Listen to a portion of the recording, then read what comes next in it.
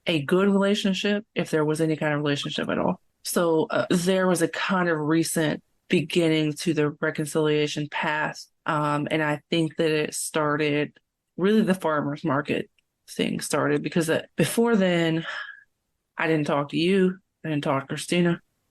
Like I said, I had this anger toward her for not, quote unquote, making you do what you were supposed to. And we go to the farmer's market. I take him up there and, meet with you guys and, just kind of polite chat. I honestly, I didn't go with any intentions of any kind of real conversation. I was just like, oh, whatever, I'm going to take my son up here, and I'll just be there.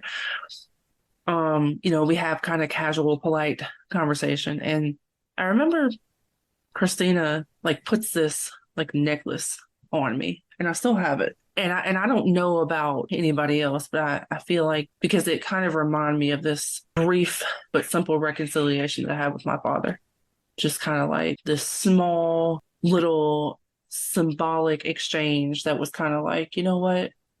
Let's just be done. Let's just be done with the anger, with the animosity, let's let go of the grudge and try to start doing better. So that kind of for me started the path. And then do you want to say anything about that kind of before I move on to the kind of next point of kind of reconciliation?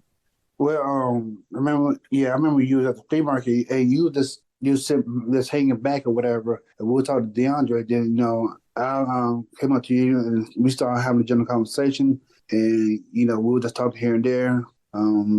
Y'all saw the inventory stuff, and Christina always been a giving person, and I remember when she gave you that necklace and stuff, and at the end of the day, we didn't want to have no issues or no beef or anything with you or whatever. Like I said, everything's for D.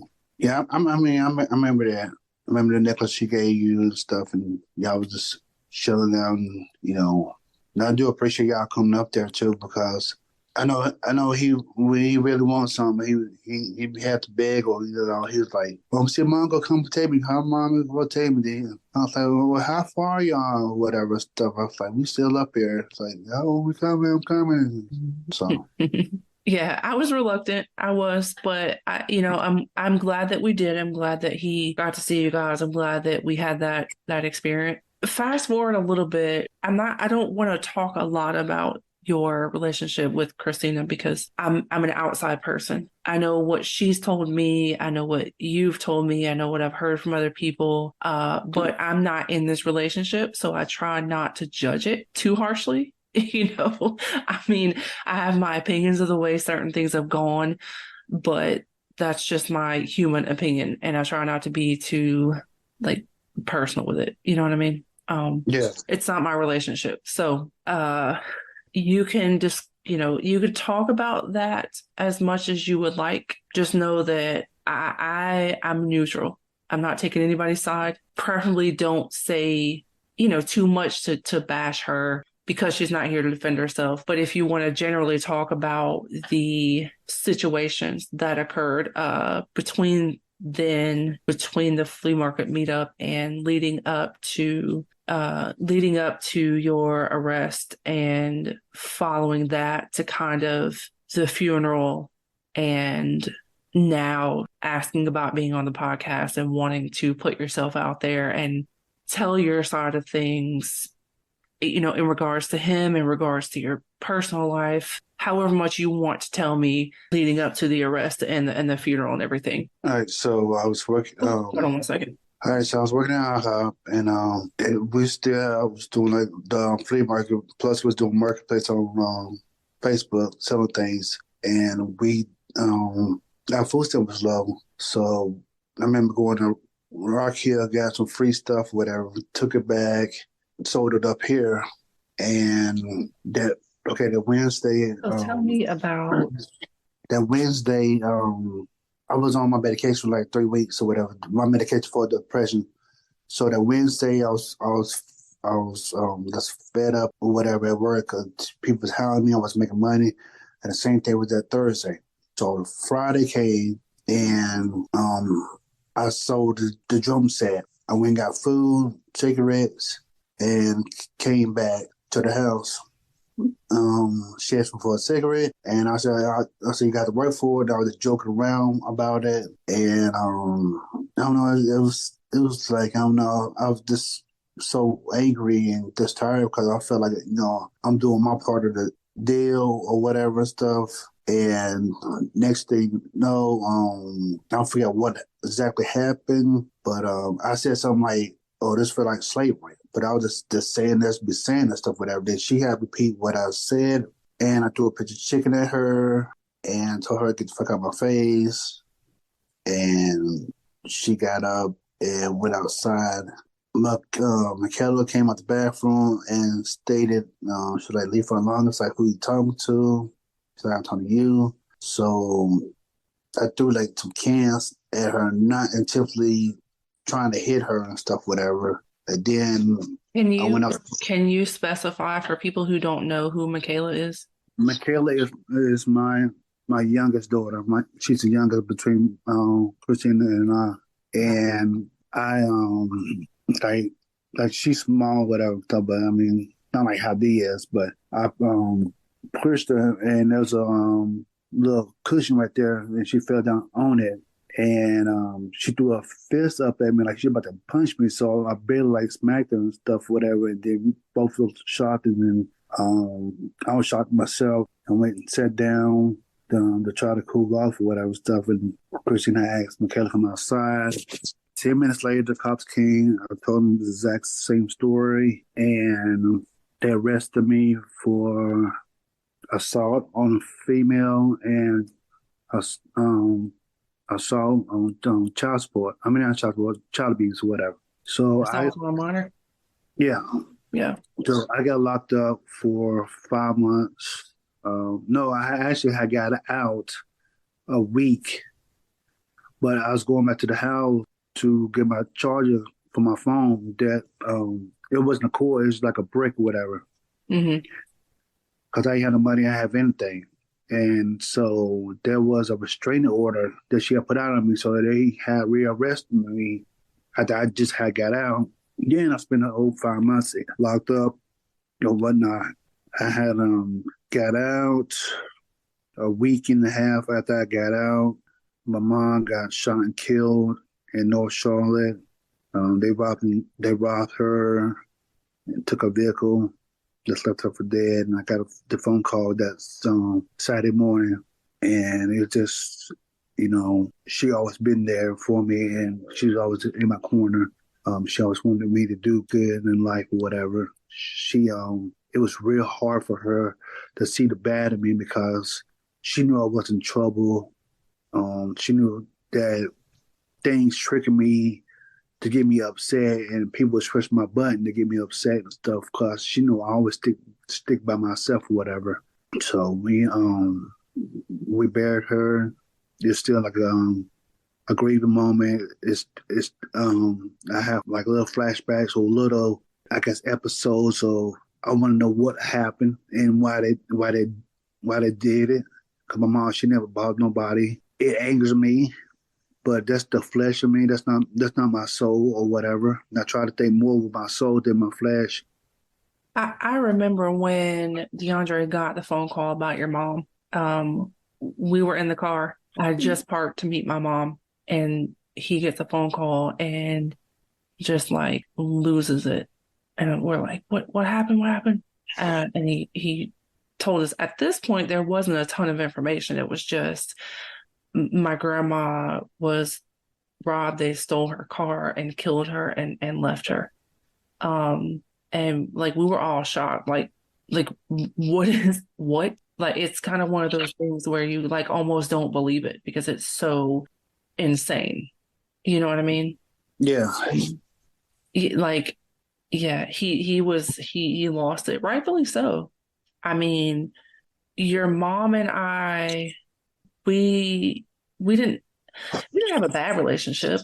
We didn't have much of a relationship, because we you and I didn't have much of one, so she and I didn't have much of one. She was fairly consistent in DeAndre's life though, and even for me, it was like, what? Like it was crazy. Yeah, it was crazy. Like, and for weeks, I mean, even still now, there's not like a ton of the information we would like to have is still not here.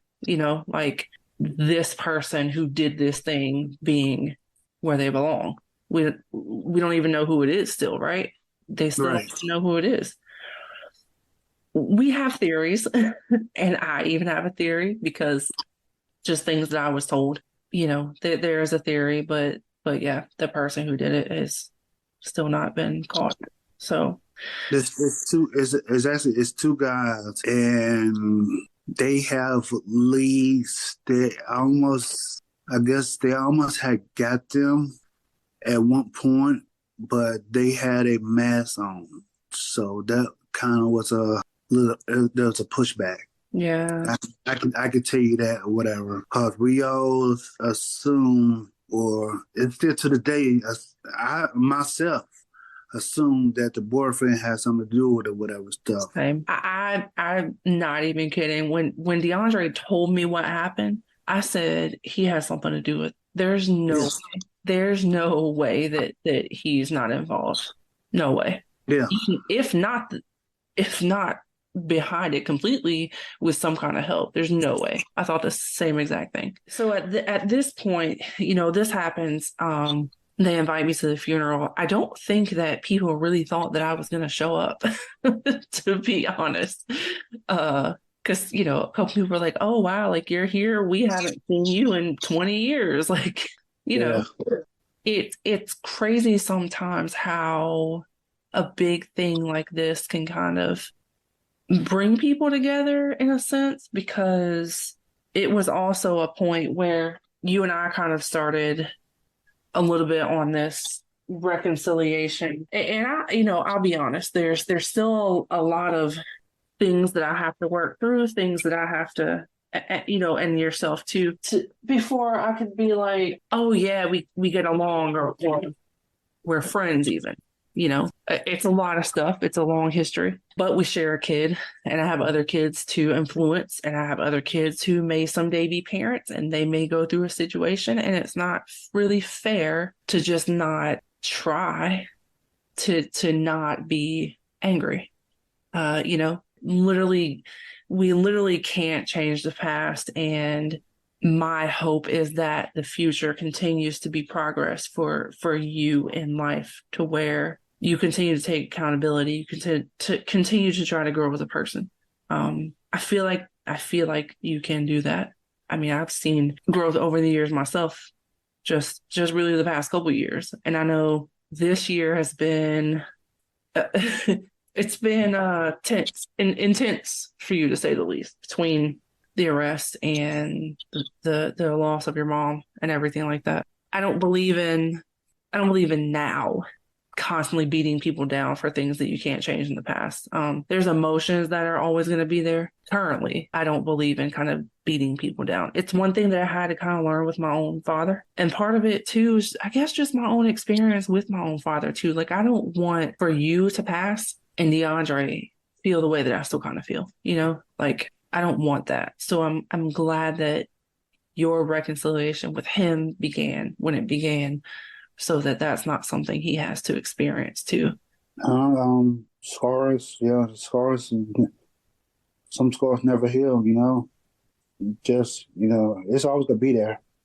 Yeah. I mean, sometimes the scars is there to remind you where you came from. So you have to keep those scars and stuff, but you have to learn and grow over the years over it. You can't necessarily have to forgive someone, but you have to give yourself also whatever. And as unfortunate it is, like, it's one of these things that, well, if I could go back in the past, I would change how I handle certain things. As unfortunate as it is, I would have liked for him to not experience certain things. But there's also a more optimistic view on this as to, well, certain things that I've experienced in life, he's experienced in life, to where if he gets older and he becomes a father, I damn sure don't think he's going to be absent. And because he's experienced what that absence feels like, and that experience is going to prevent him from making that same choice, if that makes sense. Well, I want to say from the bottom of my heart, thank you, because and I told him too. Now thank him too, because for him to be 23, no record, never been locked up, versus what's out here now, that's huge. That's a huge compliment. Thank you, and I'm proud of both of you. Proud of you raising him that way. I mean, I know it's tough and everything. Like I said, I experienced with my mom being a single parent and stuff, whatever. I mean, she dated, but it wasn't nobody consistent. But I thank you. I'm proud of you. I mean, it was real because you still had school, you finished school, you had your ups and downs, but still, you're a hell of a mom. I mean, at the end of the day, you are a hell of a woman, and I thank you. I mean, like I said, damn, I wasn't damn there. It didn't work out, but still, you did your shit. Shit got done. It didn't matter how your shit got damn done, but you made it damn way. And I thank your mom too for just let me have my freedom, and I wasn't and the father that I should have been, but it was a learning experience and stuff, and I'm still learning how to be a good dad. I can you can buy things, but love can't buy. Love you can't buy love. That's it. Yeah. You have to be there, and you have to vibe with that person, and just just on a one-on-one level, no distraction, nothing like that, whatever. So, I mean, trust me, I learn, and I watch y'all over the years, and sometimes I I ask him how you doing, and he'll tell me things, and he said, well, mom talking about you and stuff, but he's like, I ignore it. I said, I understand, I wasn't the best. And you know what? And the thing was, I wasn't mad about it. I was like, I understand. I mean, the anger go be there because a lot of things, like, you need to be a dad. You need to come over here and see your son. You need to come get your son. I need diapers for your son. We don't have this. It's a struggle. Unfortunately, it took like years and stuff, whatever, just like, admit like you was right. I'm saying it now, like here it is 23 years later saying, you're right. I should have been there. I should have done this. I should have done that. And I mean, how much I would have changed or whatever, but don't know what the future holds. And I hope to have a better relationship with you and DeAndre or whatever, because y'all family. I love my family. I mean, I don't have my mom, but I have people, in my circle and stuff, and I like to keep like positive vibes around my circle. I try to stay away from negative vibes. So that's why I get on like Facebook and I post positive things daily because I don't know what someone's going through and stuff, because we have to help each other in life. Because if we don't, we're going to fail.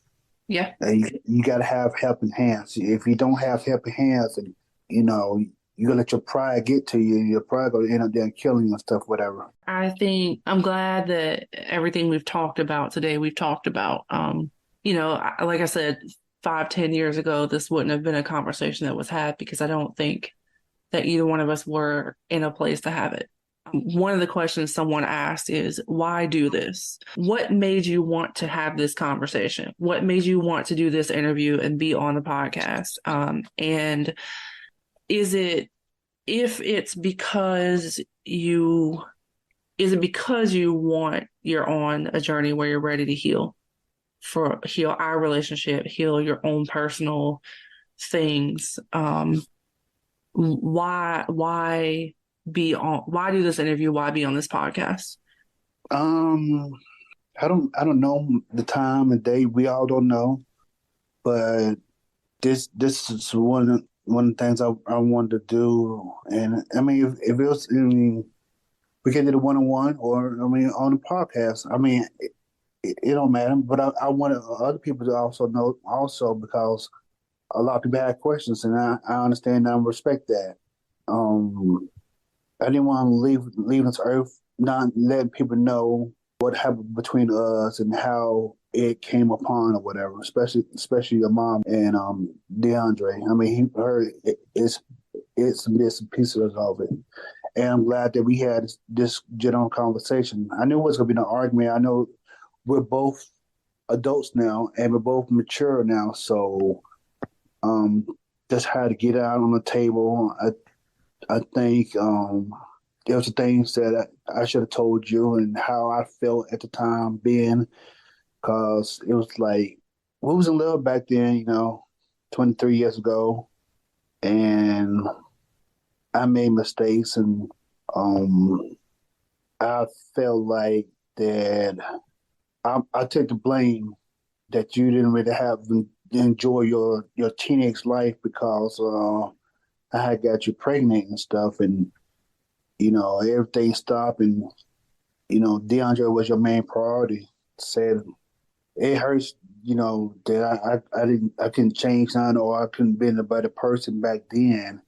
I wish this Fred Lamp right here should have been Fred Lampkin back then or whatever. That's what I meant to say, because I like the Fred Lampkin. I think everybody will accept this Fred Lampkin because I'm more understanding, I'm more knowledgeable, I'm open. I mean, there are a lot of things I wasn't open about back then that I should have been open about here recently.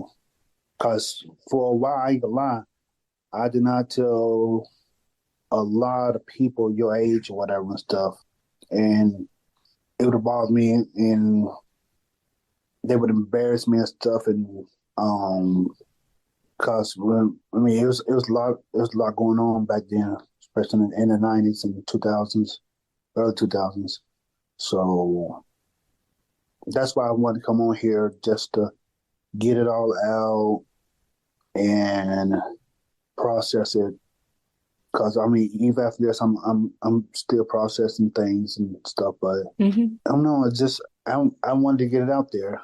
I really did. I hope whoever listening to this can forgive me. I'm not proud of some things. I'm not proud of things I've said. I'm not proud of not being that dad that DeAndre needed back then. Because there was that time in his life that he asked me to father figure and stuff. Like, you can only give so much love, but need that fatherly love also. Yeah, definitely. Without going back in time, what is one thing that you would change about so I guess currently, what is one thing currently that you would change about your relationship with DeAndre and your relationship with myself? Being a better father and spending more time with him, and helping him out wherever he needs. You're never too old to need help. As far as you and I develop a good friendship, strong friendship. I don't have no issues with you. You're very grateful that you're in my life or whatever. You gave me a beautiful son. I know you got you get your family also and stuff, but here and there we can have a general conversation, maybe for like 5 or 10 minutes, and see how each other doing and stuff. Just about, the basic things, whatever. And like moving forward, maybe getting out, both our kids together and your husband and stuff, and we all go out, hang out and stuff, if that's all fine. That's my husband is very protective. I've known him really not too many, only a few years less than I've known you, really, because I met him in high school. Getting him, he's not even a fan of this conversation, just to be fully transparent. He's taken a lot of responsibility over the years, even before we got married, throughout the years, trying to put a positive male role model in primarily both DeAndre and Jada's lives. As us being young adults, even just friends, if you're somebody who's listening and you don't really know much about my other children and their fathers, my 20-year-old has never met her father, not by my choice, but so her father has always been absent, and my current husband and my ex-husband really, but my current husband has over the years tried to show them a consistent male role model, whether it be as my friend or, whatever. But I say all that to say he's very protective, and he is not in support of this conversation fully. So getting him on board is probably gonna take a while.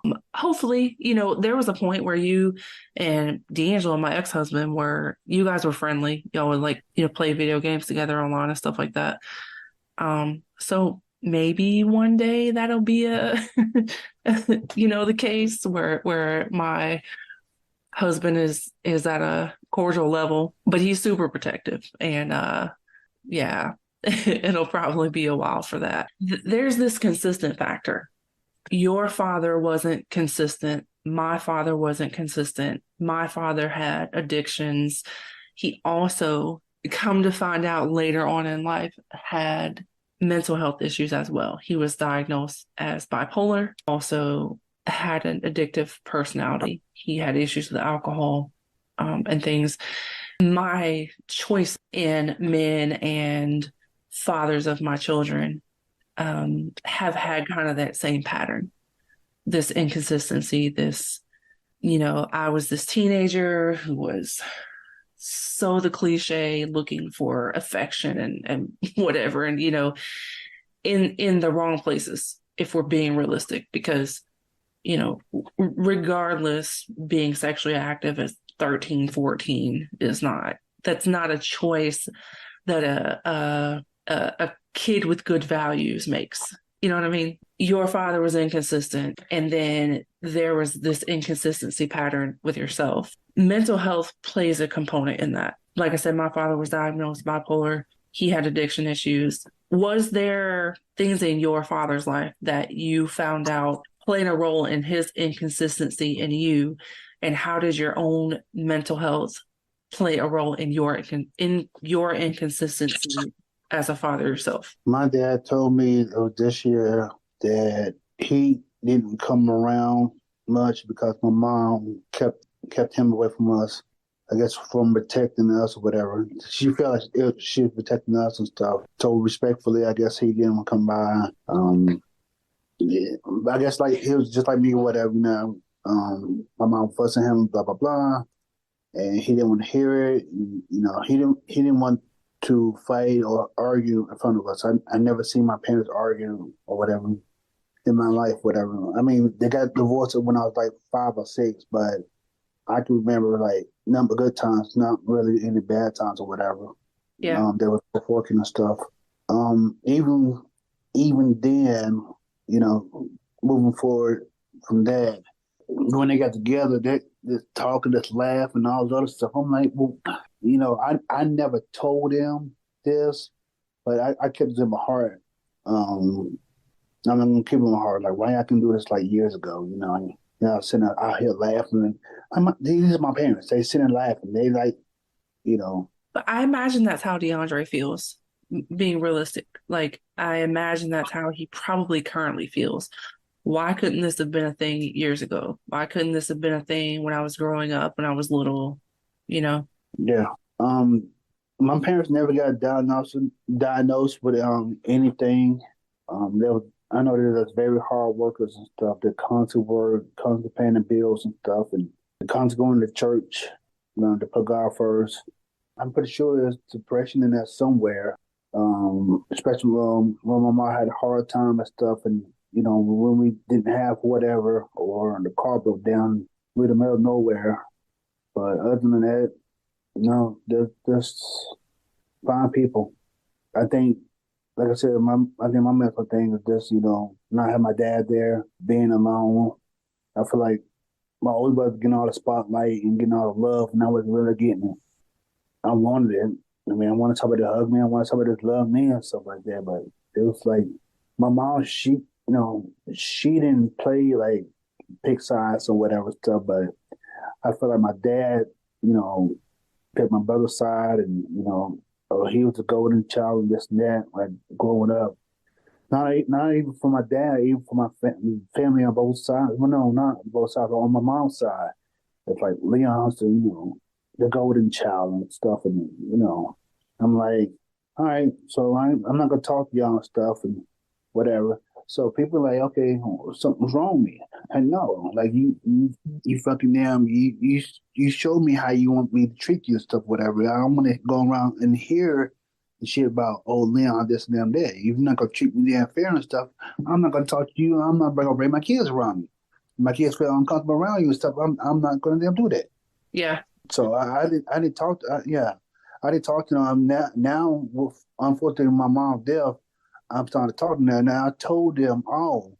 I said I do talk. I said I just didn't want to talk back then. Yeah. So they know now.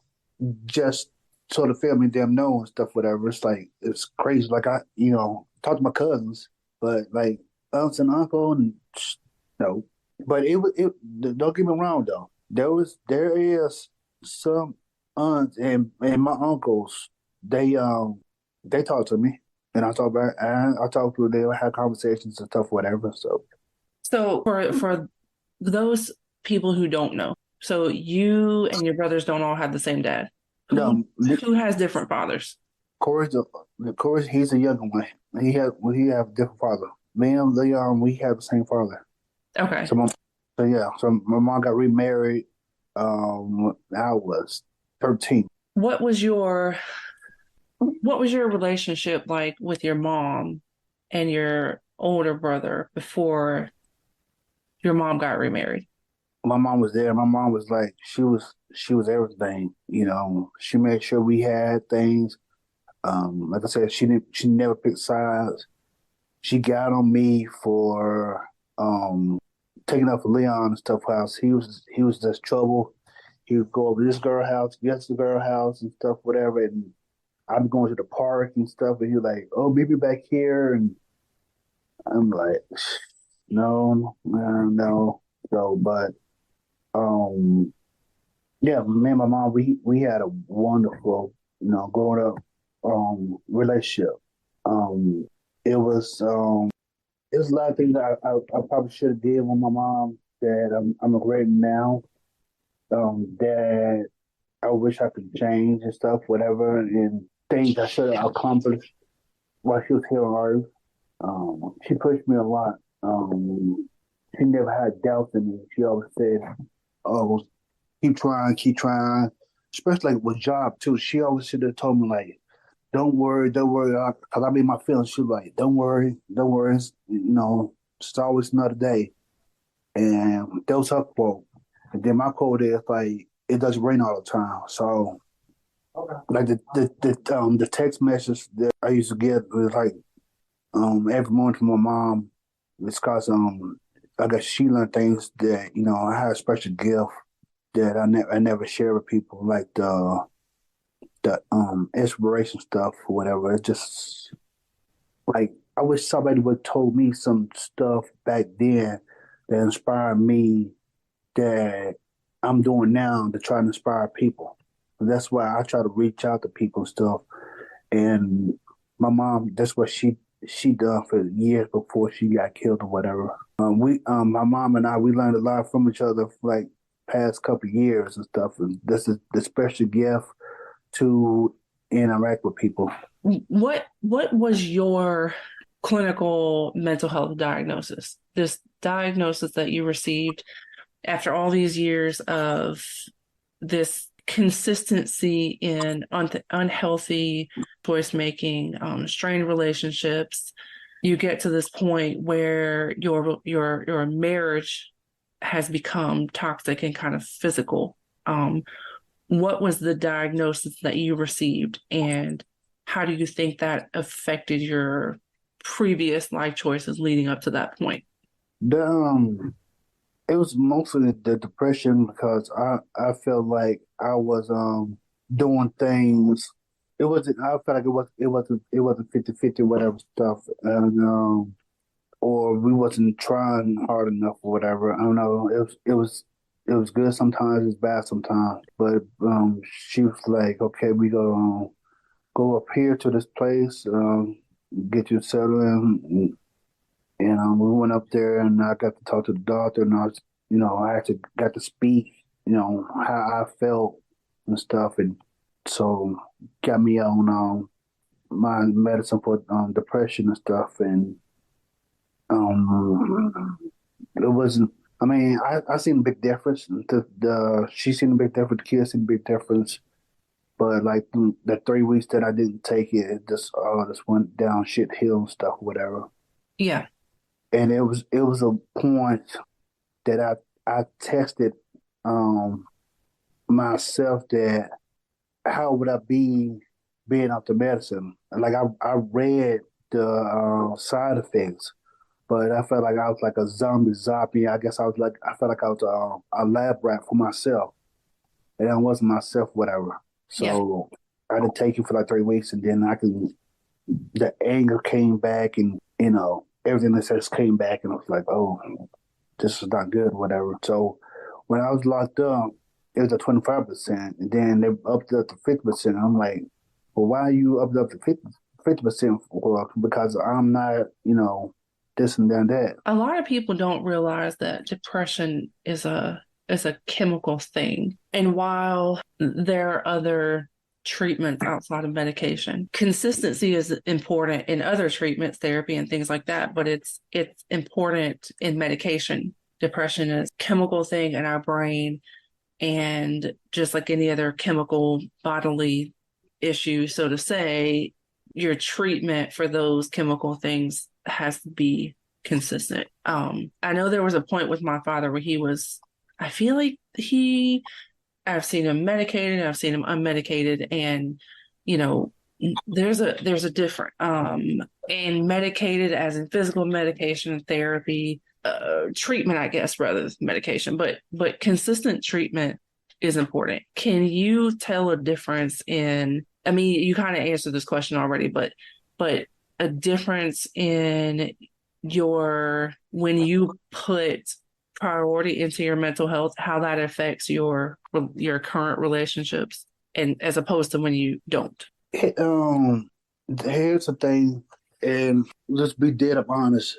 A lot of people don't talk about mental health. Mhm. They feel like that it's a pity party, that you're in your feelings and stuff, whatever. And it makes me mad because it's out there. Nobody wants to sit there and talk about it. Why? Like something's going on with this person. This person's not right, whatever. And that's what with me. A lot of people they seen it, and people reached out to me because they used to see me doing this and that on Facebook versus like, oh, I'm angry, or I'm posting this and that, or I'm trying to get back at somebody.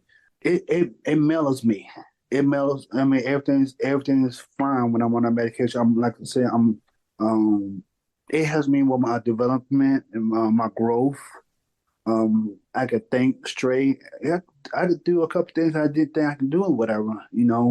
I enjoy reading. I have not enjoyed reading since middle school. Yeah. Like I can stand damn reading damn what's the name. I was locked up. I had a ball damn finding books to damn read or whatever stuff. Yeah. I'm like, damn. I'll be up like damn 1 or 2 o'clock in the morning, damn reading the damn book, whatever. And it's like, okay, so but it it helps. And I recommend for anybody, not feeling that way to find somebody either who's been there and done it, which that's what I had, and I highly recommend that over somebody who has went to college and has read books and all the other bullshit. No, just somebody it come out better hearing it from somebody who's been there and done it.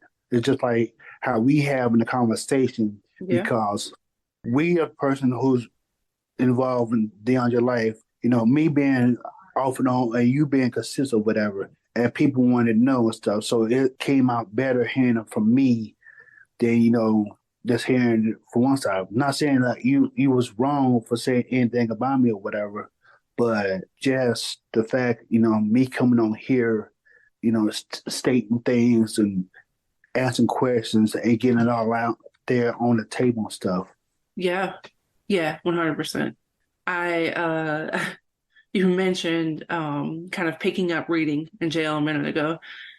It's not funny, but it is because It, I it, It is It, kind of funny it because is. like you got a damn TV in there, and it's like they help with the TV shit. Hell, you got a basketball court in there. The hell with them that shit. Grab a damn book and shoot. Well, a lot of people don't know this, but I have been to jail as well. And I picked up the same kind of habit. It kind of like, if it does what it's supposed to, it can kind of like take you down a notch. It's like I have all this going on in life. I'm focused on all these things that I shouldn't be. I'm getting into this trouble, whatever. I had an issue with alcohol. I had gotten a couple of DUIs and I'm in jail.